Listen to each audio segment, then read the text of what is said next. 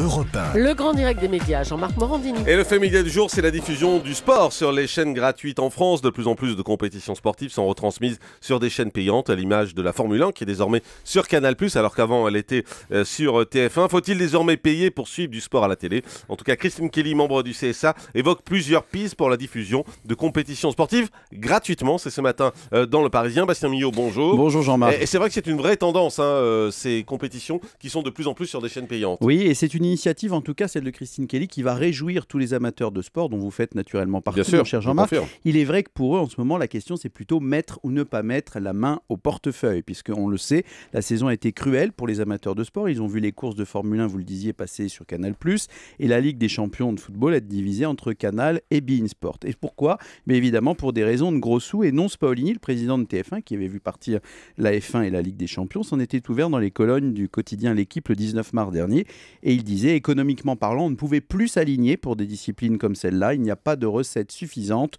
pour couvrir le coût des droits et de la production. À un moment donné, le principe de réalité vous rattrape. Et pour le patron de TF1, il y avait un responsable, ce sont les détenteurs de droits. Je suis toujours malheureux que les téléspectateurs n'aient plus accès à ces grands spectacles, mais la question s'adresse aux ayants droit qui se privent du grand public, pas à TF1. Nous avons proposé ce qui était possible de mettre sur la table. En gros, Jean-Marc, l'argument du patron de TF1 est imparable. Il est impossible de mettre plus d'argent en ces périodes de crise. Et voilà un exemple qui illustre bien la situation, devenue totalement impossible pour les chaînes gratuites de résister à des droits de retransmission devenus beaucoup trop chers. Alors concrètement, que propose Christine Kelly? Eh bien, elle part d'un constat qui est, on va dire, assez partagé, c'est que la situation actuelle ne satisfait plus personne, et elle le dit elle-même, aujourd'hui, tous les acteurs sont mécontents, les fédérations, parce que certaines disciplines ne sont pas diffusées et qu'elles manquent de ressources, les chaînes de télé, parce que, comme je vous le disais, elles pensent qu'elles n'ont plus assez d'argent pour surenchérir sur les droits, et évidemment les téléspectateurs et les spectateurs qui doivent courir dans les bars pour voir PSG Barcelone sur Canal+, notamment.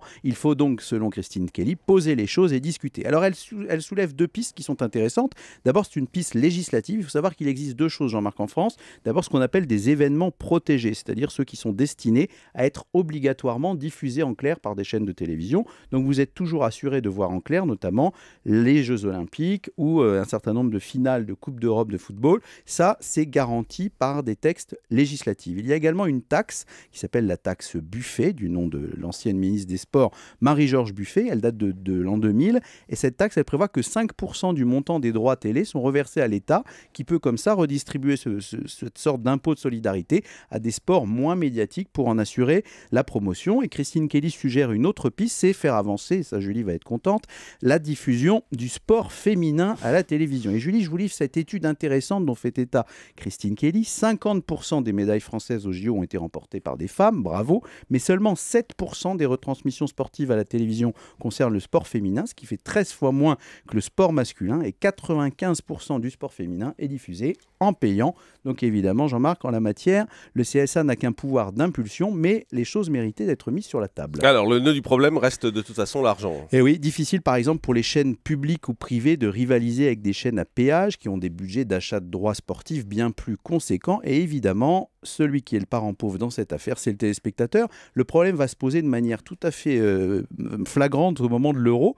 On le sait, en 2016, c'est la France qui organisera l'Euro de football, et pour cette compétition qui est très importante et que nous jouerons donc à domicile, les chaînes détentrices des droits peuvent attendre d'excellentes audiences, et évidemment pour une raison très simple, c'est qu'il n'y aura pas de décalage horaire, contrairement par exemple à la Coupe du Monde de foot 2014 qui elle se passera au Brésil.